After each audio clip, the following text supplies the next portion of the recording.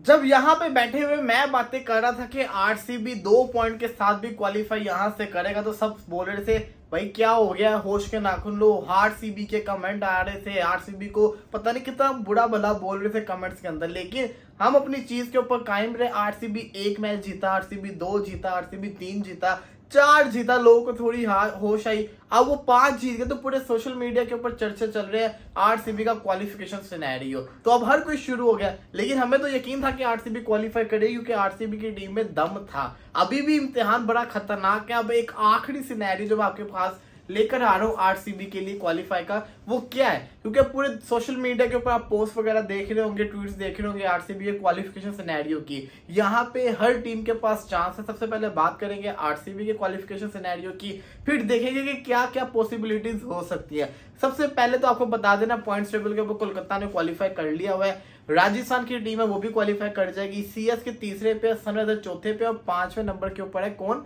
RCB.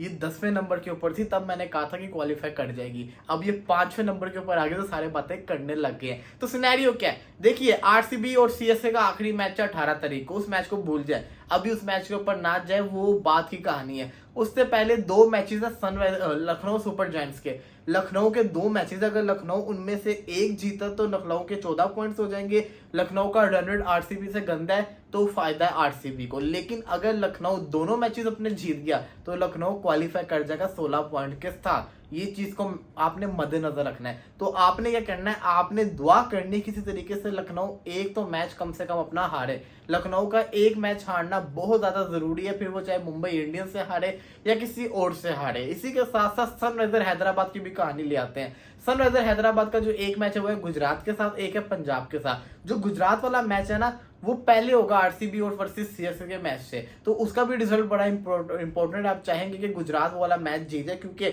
अगर Sunriser Hyderabad अपना एक भी मैच जीत गई तो वो क्वालिफाई कर जाएगी। तो आप चाहते हैं बैकअप एंड के ऊपर हमारे पास 2 ऑप्शन रहे, खाली सीएसके वाले मैच पे डिपेंडेंट ना रहे, 2 ऑप्शन रहे। तो आप चाहेंगे कि किसी तरीके से सनराइजर हैदराबाद भी अपने दोनों मैचेस हार जाए, तो बड़ा जैसे कहते हैं ना अच्छा सा लवली सिनेरियो बन जाएगा कि बड़े सारे चांसेस होंगे आरसीबी तीसरे नंबर के ऊपर भी जा सकता है। फिर अगर इन केस सनराइजर हैदराबाद एक भी मैच जीत जाता है, तब तो फिर आप कह सकते हैं कि चलें जी फिर चौथी पोजीशन की जंग होगी सीएसके और आरसीबी के दरमियान के अंदर। तब तो आरसीबी को कम से कम, आरसीबी को धोनी की जो टीम है सीएसके, उसको अगर 180 करती है तो 18.1 ओवर्स के अंदर चेस करना होगा, और अगर 180 जिसको कहते हैं ना चेस करने को मिल जाए तो 18.1 ओवर, और अगर पहले बल्लेबाजी करिए तो 180 रन करके 18 रन से विक्ट्री हासिल करनी होगी। लेकिन एक सिनेरियो में आपको पहले भी पॉसिबिलिटी बता दूं, अगर आरसीबी ने 18.1 ओवर के अंदर 180 रन कर लिए 18.1 ओवर के अंदर,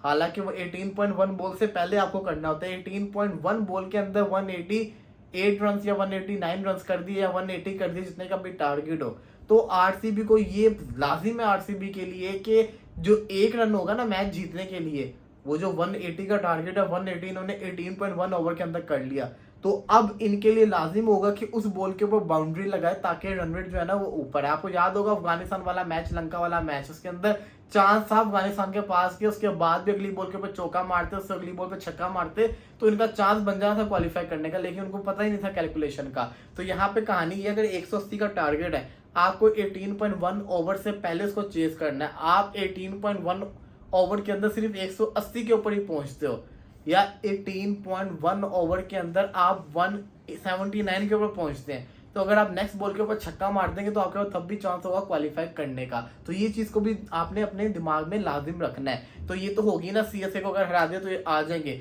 वो सनराइजर हैदराबाद अगर अपना जीत जाओ, लखनऊ अपने दोनों हार जाए, तब तो आरसीबी क्वालिफाई कर जाएगा। लेकिन अगर लखनऊ सुपर जायंट्स अपने दोनों मैचेस जीत गई, लखनऊ अपने दोनों मैचेस जीत गई, तो फिर आपको ये भी दुआ करनी है कि सनराइजर हैदराबाद भी अपने रिमेनिंग दोनों मैचेस हारे और चेन्नई को आप हराते हैं। इसी के साथ साथ अगर लखनऊ दोनों मैचेस हार जाती है, हैदराबाद भी अपने दोनों मैचेस हार जाती है, फिर चेन्नई के पास भी चांस होगा क्वालिफाई करने का, और जिसको कहते हैं ना आरसीबी के पास भी चांस होगा क्वालिफाई करने का। चेन्नई का जो रन रेट है वो हैदराबाद से अच्छा है, तो चेन्नई क्वालिफाई कर सकता है और आरसीबी क्वालिफाई कर सकता है। तो सिनेरियो बड़ा जबरदस्त है, यहाँ से हर टीम क्वालिफाई कर सकती है। लेकिन ये कहानी आनी है रन रेट के ऊपर। रन रेट के मामले में आरसीबी जो है ना वो सबसे अच्छी जा रही है, आरसीबी का प्लस के अंदर है। गुजरात अपने रिमेनिंग जितने भी मैचेस है सारे जीत के भी क्वालिफाई नहीं कर सकती, क्योंकि उनका जो रन रेट है वो -1.06 के ऊपर है। लखनऊ का रन रेट बहुत गंदा है, वो दोनों मैचेस रिमेनिंग जीत के भी क्वालिफाई नहीं कर सकती, उनका रन रेट बहुत गंदा है, उनको बड़े बड़े मार्जिन से जीतना होगा।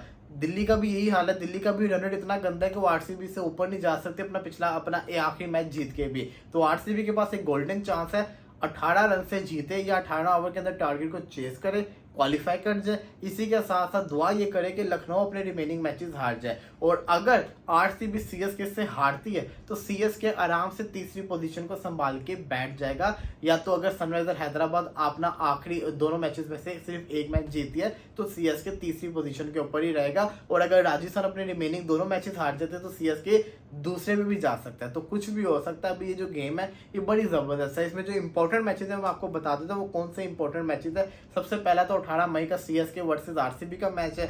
इसी के साथ साथ जो दूसरा बड़ा मैच है वो है DC versus Lucknow super giants का, जो कि 14 मई को है। इसी के साथ साथ जो तीसरा बड़ा मैच है वो Sunriser Hyderabad versus Gujarat Titans का है, ये भी बहुत बड़ा मैच है। और जो चौथा बड़ा मैच है वो Mumbai Indians versus Lucknow super giants का। तो ये 4 मैचेस जो है ना बड़े इंपॉर्टेंट मैचेस हैं, ये फैसला करेंगे सारी की सारी आगे की कहानी का।